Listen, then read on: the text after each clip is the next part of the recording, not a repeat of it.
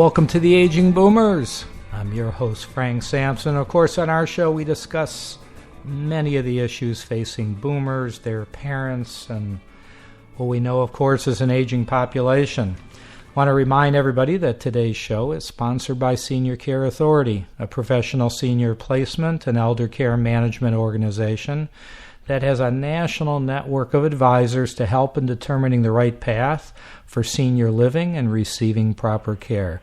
So whether it's in-home care, assisted living, residential, or memory care, get the necessary advice from a senior care advisor in your area by calling Senior Care Authority toll-free at 888-809-1231. Or you could go directly to the website at www.seniorcareauthority.com. I also just wanted to thank everybody again for all their support. It's amazing what could be done on social media and on, throughout the internet. Our listeners are increasing every single day, and thanks for sharing the information with family and friends. Many of you have downloaded our free app, so if you have an iPhone or Android phone, just type in the Aging Boomers. You'll get the app, and you can get updated on all the shows.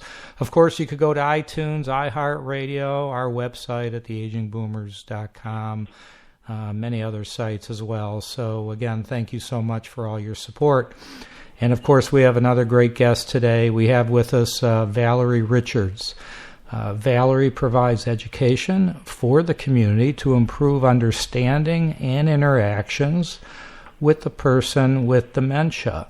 She also provides coaching for families to help them maintain their relationships in a positive way while providing the best care for their loved ones through the challenging transitions of aging and progressive dementia.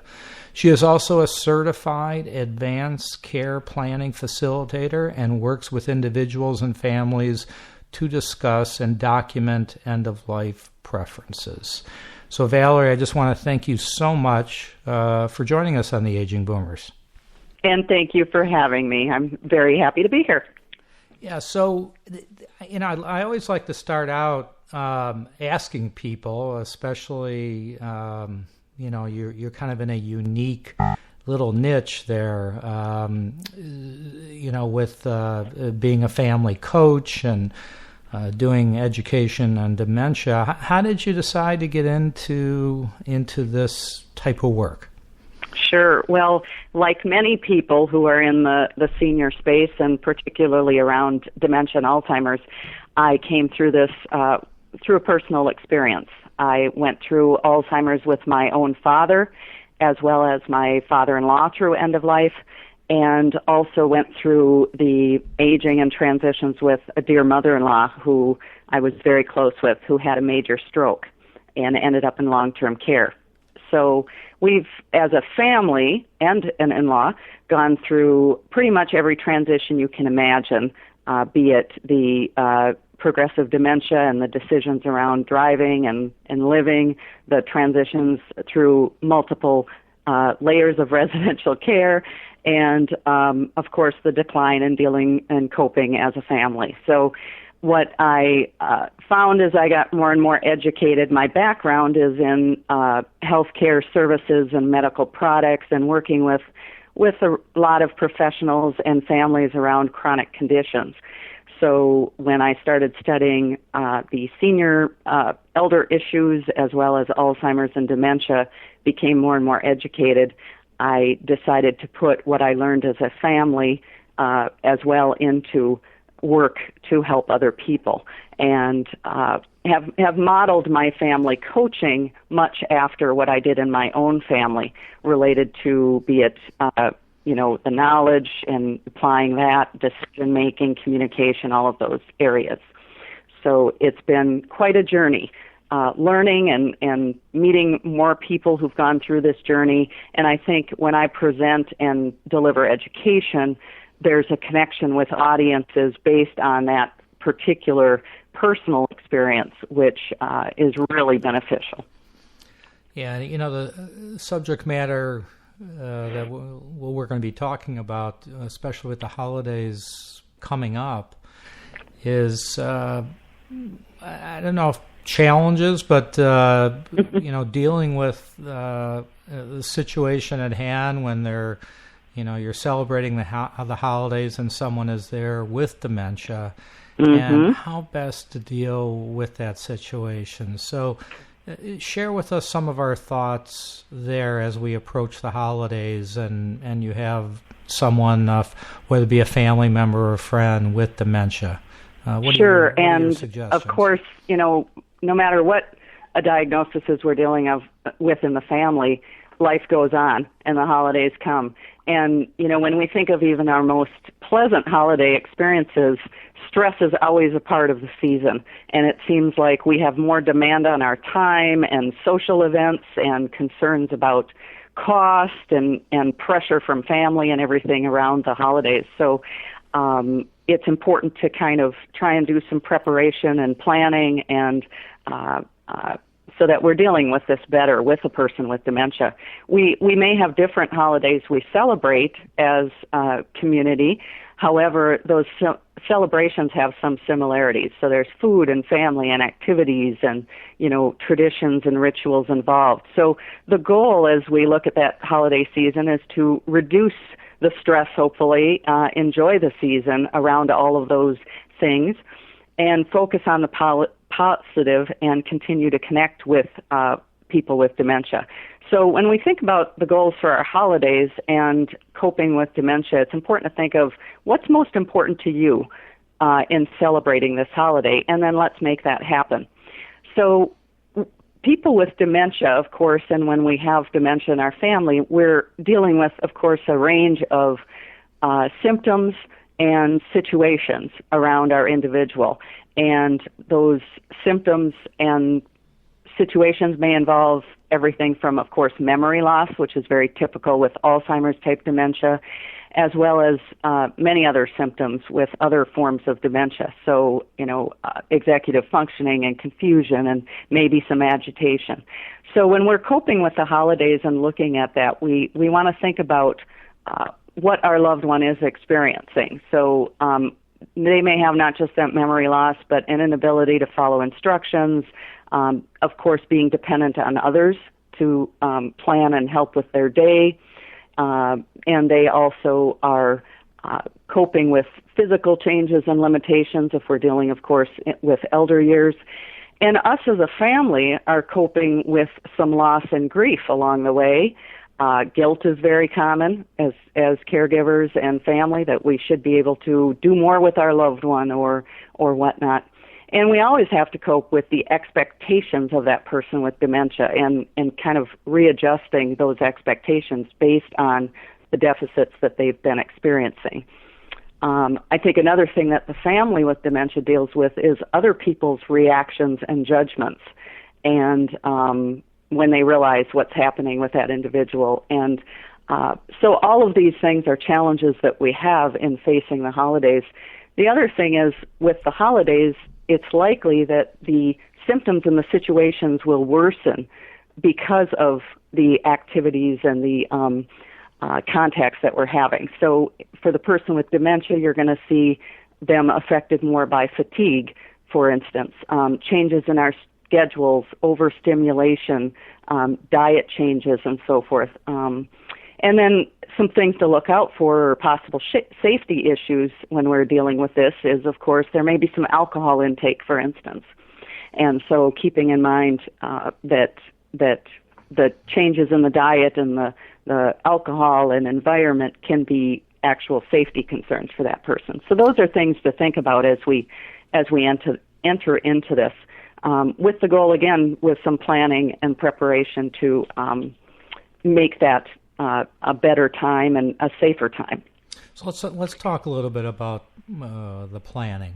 Okay, so you have people coming to over the house, whether it's a party or just a small gathering, and some of the people coming are certainly aware of the situation of the particular loved one with dementia, and knows the person, and the person with dementia knows them, and they know how to handle the situation. But many times you might have people coming that know about it but have never dealt with this type of situation before.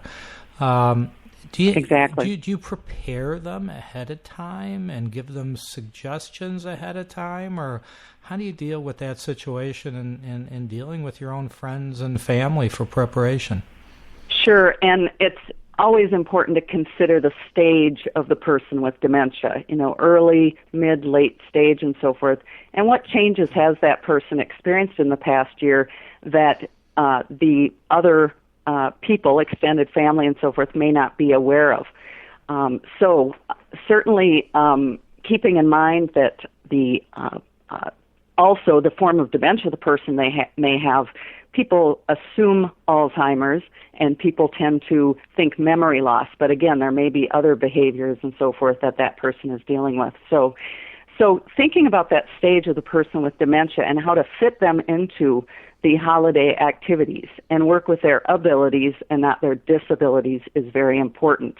Part of that is always being ready for those inquiries from family and friends, hopefully communicating with them, maybe giving them a brief update about the status of the individual before that family gathering so that you can help to manage their expectations about what they will see with that individual, and also coaching them about how to approach the person, positive ways to talk with them, things about not correcting them and going with the flow with the individual. Also helping to kind of guide people with potentially when is a good time to visit that person, or the amount of time with that person might be helpful. Others may want to plan their visit around the ability to see that individual that they haven't seen for a long time maybe, but preparing them and helping them with the best time of day maybe would help them have the best visit possible. And also an important part of that communication with family is maybe the caregiver asking for help, because that the stress on the caregiver around all of this, especially if they're a primary caregiver like a spouse with the individual living 24/7 in the home, it may be a huge help to communicate with family and ask for some help around transportation to an event with the individual, or having somebody arrive early to help if you're hosting, or maybe ask somebody else to host that gathering. Another piece, Frank, about the communication is if a person with dementia is in a residential care community, to communicate with that residential care community staff as well. So maybe seek some input on holiday plans. What is their best time of day? Is there medication that you need to maybe take while that person is away if you're taking them out of the residential care center? Are there any issues around mobility or bathroom timing or meal schedules, that sort of thing? And then other diet and so forth considerations like alcoholic beverages and all. So communicating with the residential care center can be very helpful to make the activity and event that you do with your loved one come out in a positive way, as well as the staff appreciates you communicating with them as well, for them to then, when your loved one comes back, to make sure that they're prepared for what that person has been through as well. Yeah. It's interesting. Things have changed so much. I notice, and I do it myself. I have grandkids, and so when you meet with a bunch of people, it's the first thing you do. You take out your phone and say, "Oh, you got to see this new picture of my grandchild and this and that." And it seems like everybody is, there's good and bad to all of that, of course, but. Yep. How do you deal with that situation, especially, when you're showing pictures on your phone? These are recent occurrences. These are not things that maybe took place years and years ago. What suggestions do you have in that type of a situation? Sure. And let me give an overall guide to this approaching the holidays with your loved one. And that is, I like to say, QRS. Okay, so what that stands for is Q is quality, not quantity. So we're looking for quality experience with that individual. be realistic. So that's the R, realistic. So be realistic about the expectations of the person with dementia as well as the caregiver and the family and their abilities to what they can do with that loved one. And then S stands for simple. So keep it simple. And that is on all of these things, be they pictures, be they the number of events the number of people at the event, the number of activities that you expose the individual to, all of those are going to affect their ability to enjoy. So, quality, realistic, and simple. And when you talk about things like pictures are something that can get touchy because, as you've implied, the person with dementia, if they experience memory loss, may not understand what they're seeing in those pictures. They may not recognize themselves or other people. So again, part of that comes back to communication with the family so they know kind of what the status of that individual is. They may not like to look at pictures. They might get upset if somebody's trying to, identify somebody in those pictures that they can't understand is perhaps passed on or, doesn't recognize them. So those are kind of some of the things. Now, you can, though, use past pictures to very much create memories now. That is, use those pictures to share and about stories of past times. So a picture can be a wonderful thing to get the individual with dementia talking and maybe talking about old memories of holidays. So that's a good opportunity. The other thing I always say about pictures is, family sometimes doesn't want to take pictures of the person with dementia now. Mm-hmm. But I do think it can be important in the long run and in the history of the family to take those pictures. And the grandkids and so forth might very much appreciate having that picture in the future. So those are some considerations around that idea about pictures. Yeah, and I would think you'd want to share with family and friends. If they do show the person with dementia a picture, probably the best thing to do is not ask, you know who that is? Right, exactly. Yeah. Don't expect recall. Don't expect identification. Take pictures so you have them for the future. And when you look at pictures, use it very open-endedly. Show them the picture, observe some of the positive things in the picture and let them say and what's coming to their mind. And that's when sometimes wonderful stories and memories can flow from that individual. Right. I'd like to go back on something you said, which was great, quality, not quantity. Can you give us some examples of that?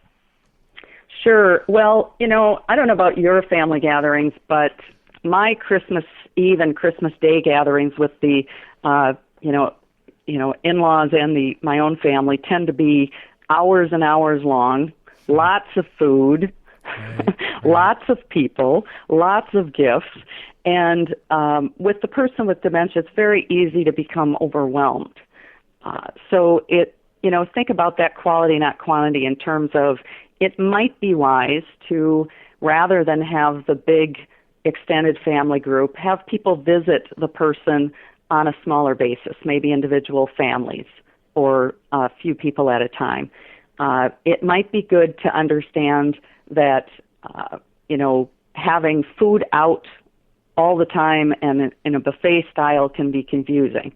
So that person might need help fixing a plate. They might not understand about the buffet and the grazing that we all like to do at our gatherings anymore. A lot of gifts might be very confusing and upsetting for that individual. Now, gifts can be something that can be very important for family and friends to want to give and so forth. But there are some tips around gifts as well that can be helpful. Things like, again, don't give too many at a time. Make sure that you maybe wrap them in an easy way, like a gift bag or something for that person. Again, try to do something more one-on-one or a couple of people with that person rather than have everybody in a room opening gifts and the chaos that might bring, as positive and fun as that can be for the rest of us. And the person with dementia, don't expect appreciation from them. They might no longer understand the meaning or the use of a gift and so forth. So that might be, don't expect the big thank you and hug at the end necessarily. They may also feel bad, like if they don't have a gift to give somebody else. So, in the case of grandparents especially, it can be important to have a gift maybe for them to give a grandchild. And so much of this, again, depends on the stage and the place that the person with dementia is on the progression. So, but those are some things to keep in mind. And again, yes, absolutely, quality, not quantity. If you think about your day or activity, it's rare when a person is in mid or even early stage dementia that you may be able to make an entire day go amazingly well. However, you can create moments and times with that individual that can be very meaningful for you and them. And that's the key. Also, I know you touched upon it, but I guess in my mind as we're talking, I'm envisioning the family having it at their own home, where the person with dementia is living. That's kind of what I'm envisioning, but it may not be that way. They might be invited out somewhere to somebody else's home. So what are your thoughts there? I know that it's probably, and I know it varies on the person, of course, as you said, but what about taking someone out somewhere where they've never been before, or they may not remember that they've been there before, someone else's home, or whatever the case may be? What are your thoughts? Sure, and that can get confusing and very upsetting to them. So, and I went through that in my own family. Actually, my father's last Christmas with us, he kept referring to the place we were at, and he wasn't recognizing that he was in my brother's home where he had lived for about 15 or more years. So you do get that. Even if it is a family member's place they've been for decades, they may not recognize it. It's a very personal decision and an individual decision. But yes, the stage the person is in, there's some tips around, the wisdom of doing it in terms of, again, that back to that quality, not quantity. How much stress and how much anxiety is going to be created for the person with dementia and the family member who has to do the transporting and the preparation and all. So those are some things to keep in mind. It's very important to allow plenty of time and not rush. So we tend to be in a hurry around the holidays. So keep that in mind if we are transporting our loved one. It may help to have someone with the person with dementia at all times. So if you're in a room with a lot of people, at least they have one person that is kind of with them and connected, and that can help. But definitely limiting the time, taking them out to reduce that fatigue and help avoid confusion is important.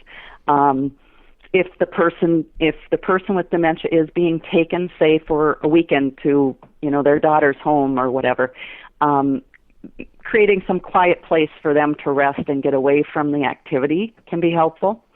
And the big thing is watch for signs of discomfort or agitation with that person. It may be time to take them home if necessary. So I always say, what's the phrase? Prepare for the best, plan for the worst, and understand that, it may be time to take them home, if they become agitated or it gets to be too much. Now, one thing I like to suggest is if your loved one is in residential care, a lot of communities, residential care communities, have wonderful rooms that families can use for the events. And nobody has to clean their house.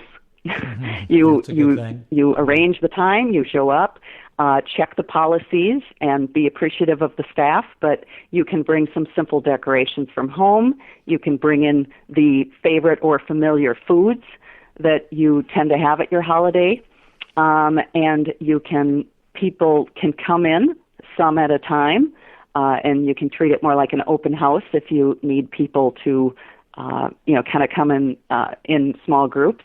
So there's some great option to celebrate at the residential care community, and we did that with my in-laws for the last several years of their life, and it really works well, especially if you have a lot of people.